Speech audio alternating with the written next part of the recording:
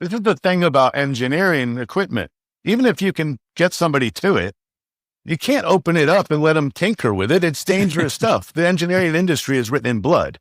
And I'm not being nasty when I say that. It's a conservative industry. Hi, everyone. Welcome to the Sustainable Supply Chain Podcast. My name is Tom Raftery, and with me on the show today, I have my special guest, Matt. Matt, welcome to the podcast. Would you like to introduce yourself? Yeah, sure. I'm Matt Trubow. I'm the commercial director and one of the co-owners of a company called Hidden Creative, which is headquartered in Manchester, England. Okay. That's a very strong Mancunian accent you don't have there, Matt. No. I'm originally from America, but no, I've settled in an area near Manchester called Burnley. Very good. And what is Hidden Creative?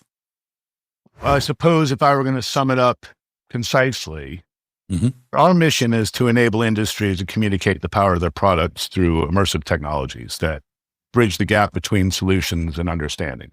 So we refer to that as the engagement and comprehension gaps. And I suppose what I mean by that is cognition often suffers when demonstrating sophisticated solutions in situ or when being in person is impractical. And we have to fall back on traditional alternatives like PowerPoint.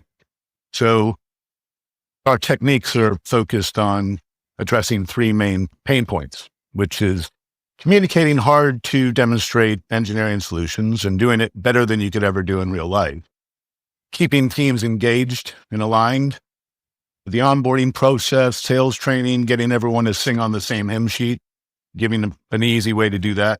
And then there's the ever-growing problem of older engineers retiring and retiring with a wealth of knowledge. And we need a way to transfer that knowledge to the younger generations, but in a way that they know is available. So using technologies and things like that. Okay.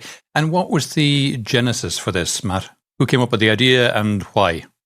The catalyst was this video that I'm going to show you. And it's not a unique thing when you're a child to have a fear of needles and vaccinations and that whole thing of your parents bringing you to the doctor and you know what's coming and you're just terrified and all that. I was no different, as normal as the next guy. And this video here is a way of using immersive technology to completely and utterly eliminate that terror, that negative experience. No parent wants to drag their child to something they're going to be terrified of. So to have this, it's not just for the child, it was for the parent, it's for the doctor, it's for the nurses, all of it. It's an amazing thing they've done. And what they're doing is they're creating an environment that's so immersive, the child almost forgets about the real world. And what's going on in the real world almost smears into what's going on in this video. So I'll let you watch the video. This is VR Vaccine. The VR Vaccine is an immersive adventure where the children become a hero about to receive a powerful shield.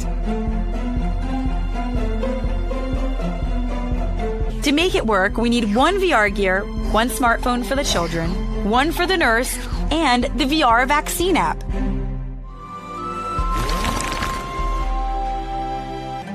Oi! Você voltou! Você voltou! And what the children experience in the virtual world is matched step by step by the nurse that follows the story on a second screen. Pronto. Agora o fruto de fogo. Mas vamos lá. Bem rapidinho. Peraí. All simultaneously calming and entertaining children while helping the nurses to better perform the vaccination. Funciona! Obrigada! Caramba, filho, o que você acha disso? Legal.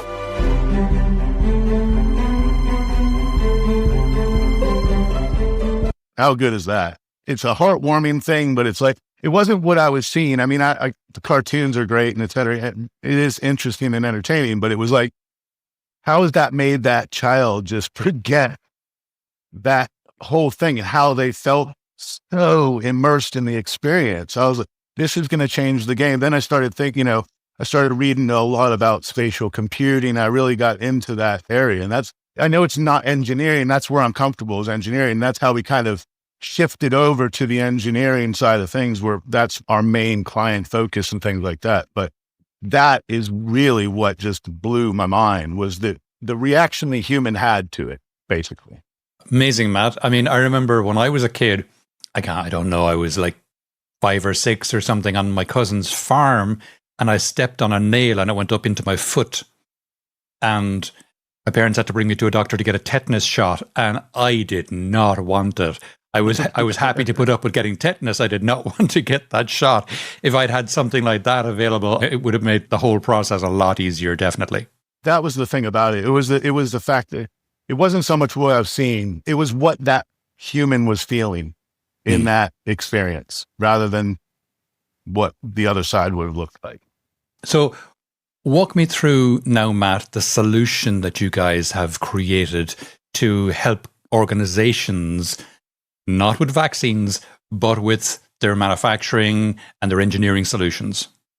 Right. It's more about, let me just digress for a second, okay, Sure. and illustrate something in simple but kind of overwhelming terms. I think most people would agree that a majority of professional communication and meetings is done through the use of PowerPoint presentations, no matter what industry you're working in. So here's some figures that relate to that. I pulled these up from something else I did, but just listen to this, right? So you've got 30 million PowerPoint presentations are created every day. That's over 1 billion per month. The average PowerPoint presentation contains 20 to 40 slides, meaning that every single day, at least 600 million slides are created worldwide. And there's a point to this story. Okay. If all PowerPoint slides created in a single day were printed and stacked, they would reach the height of Mount Everest 10 times over. Now, this is ridiculous, given the general feeling about PowerPoint. Everybody's heard the term death by PowerPoint, the emotion of sitting down and feeling drained when somebody opens a very wordy PowerPoint. This is not about hating PowerPoint. What it is, it's about recognizing that it's fighting against human cognition rather than working with it. This is particularly evident in the engineering industry. There are a few reasons for this. You've got things like cognitive load theory, which I'll give you an example of that. You go to a restaurant. It's a lovely restaurant. You've got a great menu. There's tons of stuff to choose from. It's too much. You freak out. You go with the safe option. You order the chicken. You have food envy for the rest of the night. That's cognitive load theory, right? Then you've got things like Hick's Law. So imagine scrolling through Netflix for 30 minutes and you're still not watching anything, right? All of this contributes to what's referred to as decision paralysis. So when overwhelmed, your brain does one of two things. It either ignores most of the information or it picks the easiest option. Think about ordering the chicken. So at Hidden, we base our approach on what I call embodied cognition, which is in the most basic terms means the role of experience in learning. Now, learning can be about a solution, a product, a process, anything. It's a theoretical framework within cognitive science that challenges the outdated notion that learning is purely an intellectual process. It explains that knowledge is deeply tied to physical and sensory experiences. Humans learn best when they can get engaged with content in a tangible, like interactive way. This is even more so the case in engineering, as engineers are tactile creatures. They like to delve into the details specific to them, and they don't view a solution in the same way the average person does. An engineer looks at things, and you don't just have an engineer. So when you're in a meeting and you're explaining something, in the engineering world, you have a lot of different people, a lot of different personas that you're trying to talk to. This is where PowerPoints hit a brick wall, because you're just trying to jam information into a presentation that's supposed to speak to all these different people, but it just doesn't. It just doesn't work. Mm. So what we've created a platform called Submerse, which is what you've got the industry 4.0, spatial computing. We're not witnessing an isolated trend. This is part of the next major evolution of digital communication. Web 4.0, the era of spatial computing, whether we embrace it or resist it, it's coming, okay? And it will fundamentally change how businesses communicate. You know, it allows users to step inside of information rather than just reading about it. We aren't going to just take a big step to spatial computing. It represents the future of how we interact with digital information, but there's steps in between. So VR and AR have their place, but they also come with barriers, such as hardware costs, user friction, adoption challenges, all sorts of things. So what we needed was a solution that acts as a bridge, something accessible, scalable, and immersive without locking businesses into a single format or requiring specialized equipment. It prepares them for the future. That's what we've done with Submerse. Okay. So walk me through it. If I am an engineering manager in a company and I make, let's say, wind turbines. Now, wind turbines, they have these big stalk going up. It's not called a stalk, but for all intents and purposes, with a staircase going up through it or a lift going up through it, comes up to what's called a nacelle at the top with big gearboxes and motors, and then the blades turning. So there's a lot of engineering goes into that. So if I'm trying to show that to people, how does Submerse help me? Right. So just backing up slightly, but Submerse is a platform that works through web browsers. It's like Teams or Zoom. You can have as many people in as you want. They're not only their video and voice, but they're represented as an avatar because they're in a 3D environment. And I'll show you in a bit. But okay, that's a really good example is wind farms and the equipment that goes along with that because it's inaccessible. Yep. And even when it is accessible, it's dangerous. This is the thing about engineering equipment. Even if you can get somebody to it, you can't open it up and let them tinker with it. It's dangerous stuff. The engineering industry is written in blood. And I'm not being nasty when I say that. It's a conservative industry. So taking your example, we worked with a wind farm company. And one of the problems they have is that people don't really understand, even their own employees have never stepped foot in a nacelle. Most of them haven't. And it's a great way to do that onboarding aspect. But what I think the power of what we've created is, it can put you in whatever part of that structure you want to go into. I kind of talk on an onion layer basis. So especially in the engineering industry, the engineering industry usually offers solutions that span different industries. So that's the top layer of the onion. Then within those particular industries, they have specific solution. Then you have obviously I say solution as multiple products put together to create something that overcomes a challenge. Then you have the individual product, then you have the components, then you might have subcomponents, and then you have things like flow dynamics.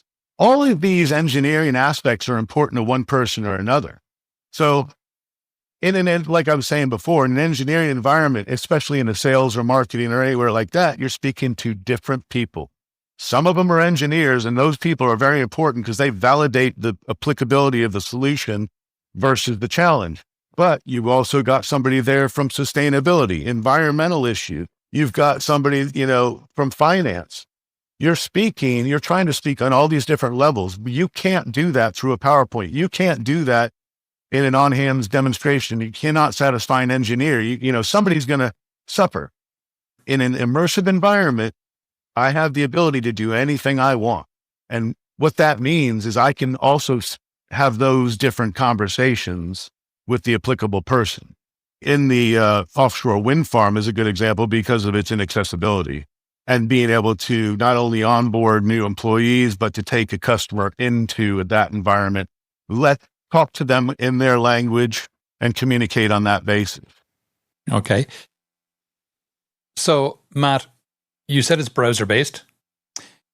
You and I are recording this podcast now using a browser-based platform.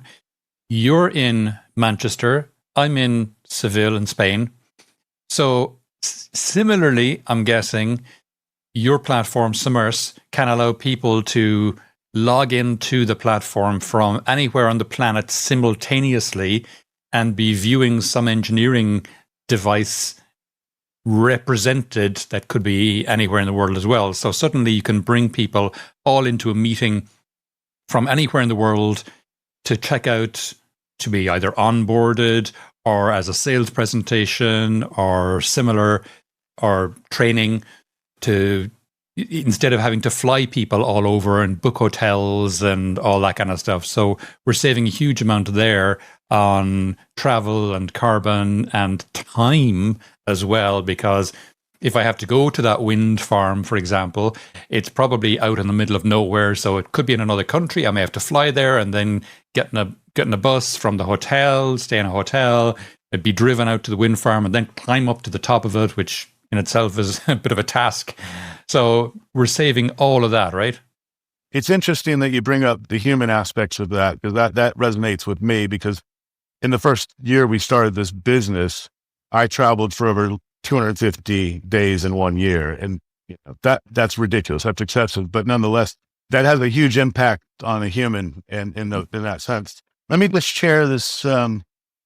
All of our clients are huge engineering companies: ABB, Johnson Controls, Baker Hughes, Alstom, GE. There's an aspect of that is really important to us.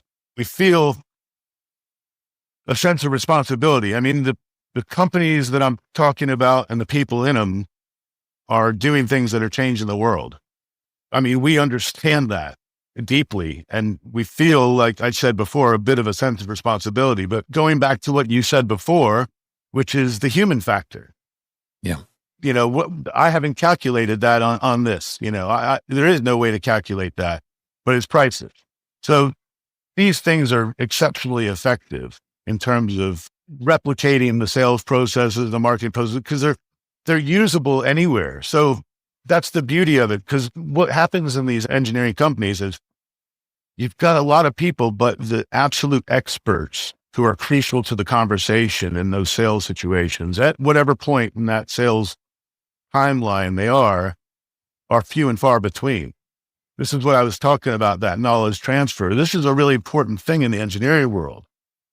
And these people aren't always available. So with a system like this, you can have it at an event, you can have it at a meeting, and basically you can go in either on a headset or through a web browser, be in the same environment. So there's a situation where we have a guy that does water treatment plants. He sells water treatment plants. That's a big thing to sell. You have to have a lot of experience, and you know what you're talking about when you're selling these things. So if he's in New York and there's something going on in Hong Kong, you've got a bit of a problem because there's not another one of him.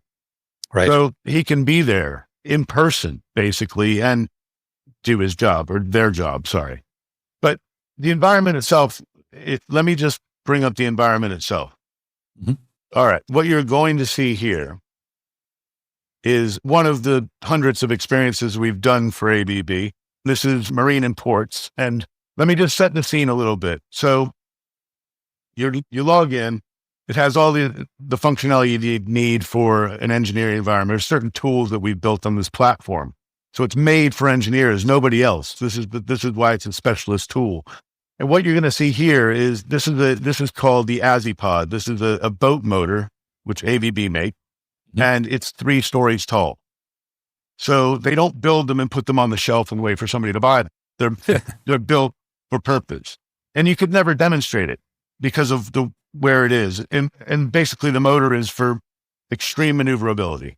So what you do is you obviously log into the web experience, and everybody can log into the same experience. And pardon me while it loads. So what you're in here is genuine 3D. This is not imagery or anything like that. And you can embed things like video. So if you have existing collateral, you can embed that in the environment. So what you're seeing here is a live browser-based immersive space. It looks like 3D, and it is. It also behaves in a very familiar way, just like Zoom or Teams. So you can invite people using the link. There's no need for special hardware or downloads. And what we've done is built in controls, like I said, tailored to how engineering teams actually need to communicate. So I'll just take you around. So you can go into the environment, and you can definitely tell this is very ABB-esque. And over here on the right is the actual Azipod. So what you can do is you can come in and you can interrogate it as you'd like. So you can tear it down like those layers that I was talking about before. You can look at the powertrain, so another layer of the onion, and you can go and configure the variety of ships that it can be applied to. And like I said, it's meant for precision. So putting in offshore wind farms and things like that. And ABB, we always try to get a bit fancy for ABB, but another aspect of the solution is its simplicity in terms of navigation and things like that. So we're trying to replicate what the bridge of the ship might look like if they were to retrofit this new system, very sustainable system because it's battery operated and things like that. But you're in this environment. You can embed things in the environment. You're there with a number of people. You can speak on all the different levels, which is what I was kind of saying before. Services, all these things are going to be of interest to the different people that you would be speaking to about a potential solution to overcome a problem that they have. Okay. And just to clarify, it's a bit like you and I now. People can log in from anywhere in the world simultaneously. They can converse with each other while navigating, if you'll pardon the pun, this environment and check out this, in this case, this electric motor for ships or whatever it might be, have discussions about its advantages, its disadvantages, its size. They can tear it apart, look at the insides, back out, place it in different ships, as you said, in this case, for that motor, or if it's a wind farm, check out the insides of it, move up and down the structure, check out the doors, check out the foundations, et cetera, et cetera, et cetera. Yeah, it's got a host of tools for guided tours, spotlighting specific features, jumping users between perspectives, but it's flexible. Users can also explore freely, which is really valuable when, different people want to focus on different aspects. So the goal here isn't entertainment. It's structured clarity delivered in a way that adapts to the needs of each team, basically. Okay.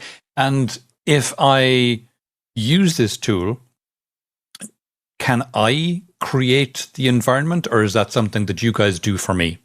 So this is an important aspect of what we do, because I don't overlook the fact that I'm asking somebody in a very big company to change their sales process, right? Mm-hmm. So that's a big fight to have. Even if they love this, that's still a big fight to have. And it's a different way of doing things. You need to be very careful about your onboarding process, teaching people about things. And what tends to happen when people first dip their toe is they learn so much. What we want to do is we want to give people something tangible that they can, if they say, no, we're not going to do, after they've tried it, we don't need it. I want them to walk away with something that's useful. So we've got a package called Pathfinder, which is exactly what it is, finding your path in the immersive world. We're trying to pioneer the industrial metaverse, and we're doing a damn good job of it so far. We've got a lot of adoption. But we've learned a lot over that time. One of the things we've learned is that you need to take a baby step before you take a big step. And the reason for that is because our starting point, it's a tangible, quick, it only takes us like 8 to 10 weeks to develop these things. That's what's so beautiful about the platform. It's got the foundations of everything. So you're building on top of it, and it's really rapid development. That's the whole advantage of it. You can get to market quickly, test it, and then we can iterate. So we will not take on a new client typically, unless they have loads of experience with this kind of technology, without taking them through the Pathfinder program. It's affordable. They have tangible assets they can walk away with. There's no obligation. It's like the easiest way and the most affordable way to get into immersive technology with somebody who's done it hundreds of times. So the risk is very low. And even if they're not satisfied after the fact, or it just doesn't work out for them, they walk away with virtual assets, video, there's a whole slew of things that come with the package, and it's not expensive. It's well within the budgets of even far smaller engineering companies, really. Okay. And do I then have to supply you with the schematics for whatever it is I'm building? I love your question. Seriously. This is it's like, I'll be building you an experience here shortly. It's really easy. I mean, you could give us a drawing on a napkin, or you could give us a CAD file. We are, like I said, we're not a technology company. We're a company of creative guys and girls that, we have expertise in converting CAD, but if you don't have these assets, it's not a problem. We have the means. We've created stuff from literally people just telling us what it looked like and then working with them to refine it to where they want to get. It's a very simple process. In some senses, if somebody wanted to get started, the reality of it is they send me their current sales and marketing material, anything else they have on the product, and it doesn't have to be a lot. We'll put together something that fits in the Pathfinder that would absolutely blow them away. Some of the comments I get from people, it's really nice stuff to hear. It's like, this is exactly what this industry needs. When you hear somebody say something like that, that's in engineering. I'm an engineer, I'm not an engineer anymore. I haven't done that in ages. But when you hear somebody say something like that in the engineering world, it means a lot. It really does. When you're solving that kind of problem. I mean, everybody sees what you have is you have these solutions that are not getting less sophisticated, and you've got a bigger gap to explaining them. You're still relying on old stuff that just doesn't do the job. That's what we're trying to overcome. Okay. And so when I go with Hidden for this, I then get a login so I can not just use it internally with my own teams for training purposes, for example, but I could also, for example, invite clients in or potential clients in and use it as a sales tool, correct? You absolutely can. You have all the flexibility in the world. The way we've structured it is scalable. So it's done with portals. You can have a number of portals and all of that's considered. What you get is a management console, basically, where you can spawn off if you had 100 people that were, on your sales team, each one can have their own room. It doesn't cost any more. So you can manage it like that. It's almost one of those ones when I get into a conversation with people about it, I'm like, whatever question you're going to ask me, just say yes to yourself in your head. It does it. So, but that's not true. I'm not being cocky about it. I love the fact that it does all of these things. Of course, you want whoever's in charge of the sales teams, that can be distributed and it's all managed and people can, and of course you can tag it onto the back end of your website. It's a good way to evolve. So you sell a solution that's sophisticated. Why not bring them into this environment? And the thing that we're doing now is, like everybody else, is we're implementing AI. So it can be in any language. So if you enter from Malaysia, they'll be speaking the appropriate language to you or whatever language you choose. But also with AI, imagine having something like this attached to your website. So you get to the website, you see this particular solution, Azipod, as it were, and you go into that room. You're greeted by the head of sales as an avatar who has been trained through AI to answer any kind of question you have. And it doesn't matter what persona he's encountering, because it could be somebody going, oh, well, all right, I've got a plant that does, and I'm not even going to attempt to make up some crazy, things, but that he could actually give the avatar parameters and say, tell me what the performance would be like here. And we can do dynamic things inside the environment to replicate that. Or now I have information. I now know what persona I'm dealing with. So guess what? The whole environment's going to change just to suit that conversation, because that's who we're speaking to. So these are the things, this is the way it's going. This is the stuff that we're doing. But yeah, all the stuff, it's not a SaaS product or anything like that. There's a massive creative element to it that we've simplified and are very good at, because all we deal with is the engineering industry. You ask any engineering marketing person, the worst conversation they ever have is onboarding a new creative agency, because they haven't a clue. And they probably haven't dealt with an engineering company before. And there are big, big differences to that. And there's little nuances that that are important as well. So having somebody that speaks the language, in other words, getting started is as simple as sending me the stuff. We've probably seen it before. Let us give you a little proposal and let's rock and roll. And that's it. Okay, very good. Matt, have you any examples of customer success stories that you can share with us? As a matter of fact, I do. I have a recent one from ABB that I'll bring up on the screen here. We've created a water world, is what we call it. And it's basically all the water treatment facility, equipment, everything. It's water world as you would think about it in the industrial sense. And the people we work with at ABB were gracious enough to provide us with some of the statistics, because of course they keep a close eye on these things. And overall, it was over 3,000 hours of total engagement. That was either over 1,700 on the web through the browser, or about 1,400 in virtual reality, which is quite impressive. And this is over a 6-month period. So the monthly savings, as they calculated, were around $57,000. So an annual projected savings of about $688,000. I don't know how to calculate the carbon on this, and it would be an elaborate mathematical problem. But if you just take into account the number of meetings that were done in this versus what it would have cost the environment, it's an immense savings. And Matt, where to next with this technology? What do you see coming down the road that's going to make this even better? You mentioned AI already.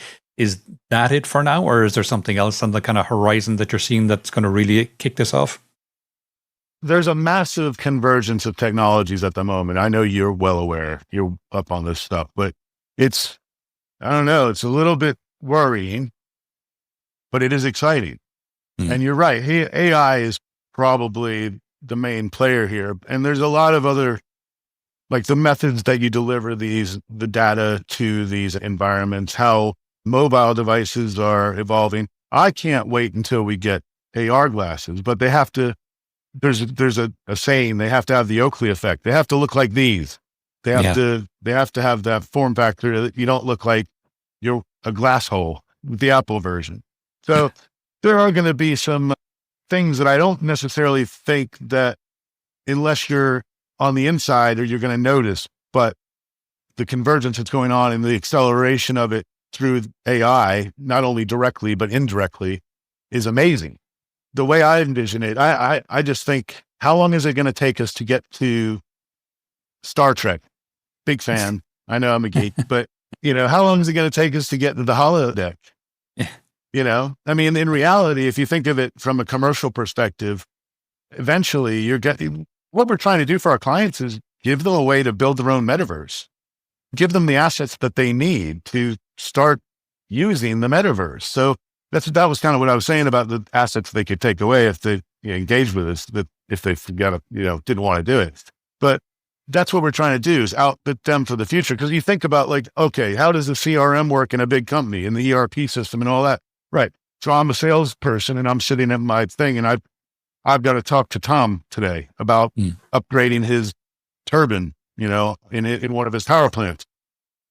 Hit the button, go to the meeting, and what does it do? It replicates the virtual representation of the environment that you are in, with the equipment that you've purchased from with all the statistics, the digital twin of it, not the virtual twin, the digital twin of it, all the statistical information. And we can have a conversation, a very educated conversation in the environment. Then I can take it and I can show you what it would look like if you upgraded, because that's what I want you to do. Right. So, and the whole path and all the things about it, it's just interesting. Some of the stuff you come across in the engineering world is so interesting, because like there's one solution. I'm not going to try to explain it. I just thought it was super clever. And there's a lot of companies doing it. And the one thing they wanted to focus on and they couldn't get across to people was that, this sounds really weird, but it was the way they packaged it to be shipped and the efficiency behind it, because that was their one competitive aspect. Right. Everything else, everybody else did. And I just thought, well, we can show how that, works. And, here's all the cool things about it, but then watch this. And the most important aspect of it, you'd never guess that. There's no way you'd ever guess that. Yeah. And that was what it was. And it was a big savings, because of the way they did it. And it is their USP. And it just wasn't something I was expecting. I'm sorry to digress, but I thought it was interesting. Very good. Very good. Yeah, no, we're coming towards the end of the podcast now, Matt. Is there any question I haven't asked that you wish I had, or any aspect of this we haven't touched on that you think it's important for people to be aware of? You asked me such good questions, Tom, seriously. I think that whether you like it or not, or it is exciting stuff. it's a whole different genre of technology. It's not something we've ever experienced before, you know? And I'm 52, so I can remember pretty far back. So embrace it. Try and learn a bit about it. Because the thing is, we talk to people and we're there to humbly educate, but we are experts. We do know what we're talking about. We've been doing this for a long time. And we know when the penny's dropped for somebody when they see this technology. And when we don't see that, we don't really want anything to do with it, because it's just like, if you're not seeing the potential, if you're not seeing this, you're not for us. We want to work with those that see what is coming, want to understand it. We're here to be the guides. And what I would say to people is reach out and try and find a guide, not a vendor, a guide. We're not a vendor. We're a partner when we work with companies, and you need to be thinking on that basis, because this is such a big thing that you need to have a partner, not a vendor. You need to have somebody that has the experience to guide you on the course. Because I've seen a lot of things that the money could have been appropriated slightly better. So, but yeah, I suppose I'll leave it at that. Find yourself a good guide if you're not familiar with this stuff from a commercial perspective, etc. Okay. And if people would like to know more about yourself, Matt, or any of the things we discussed on the podcast today, where would you have me direct them? To me, I suppose. I'm very responsive. If you just want to ask questions, if you need a bit of help, you need a bit of guidance to something that you're interested in, I know all the vendors, I know all the products that are available, and I'm happy to just generally answer questions. My email address is probably the best way to get me. It's Matt, M-A-T-T, at Hidden, H-I-D-D-E-N, limited abbreviated, so hiddenltd.com. Okay. And is there anywhere online people could see a demo with us? If they contact me, I like to bring people through the demos. We are working on a live demo, but I can show them so much more and explain, because, yeah, I'll take them and show them what's under the hood, as it were. Okay, great. Matt, that's been fascinating. Thanks a million for coming on the podcast today. No, Tom, it's always great speaking with you. Thank you very much for inviting me. Speak soon.